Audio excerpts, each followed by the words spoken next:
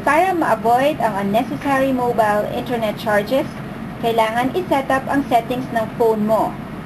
Paano i-set ang browser settings ng BlackBerry para ma-avoid ang mobile internet charges?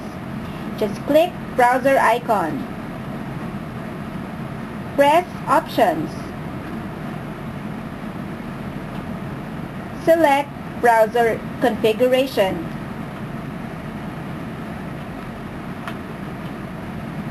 Under Browser, choose Internet Browser.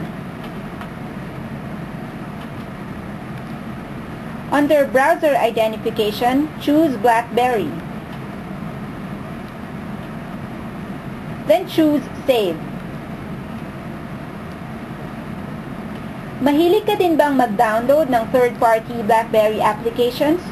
Para masiguro na ang babayaran mo ay ang ginagamit mo lang, i-confirm mo muna na ang third-party BlackBerry application na i-download mo ay gumagamit ng BlackBerry or Carrier's Access Point Name or APN.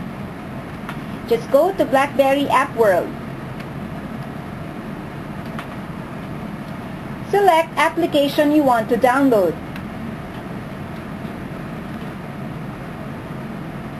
Click Contact Support, located at the bottom portion of the screen.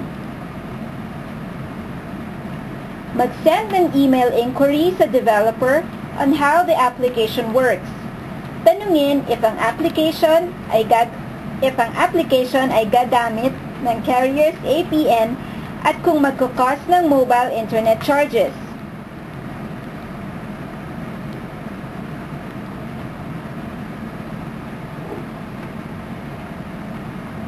Please note, communications network tulad ng Sun Cellular ay walang control sa lahat ng third-party applications at ang pag-charge ng mga applications. Ang applications ay nakadepende sa pagka-design ng developer nito.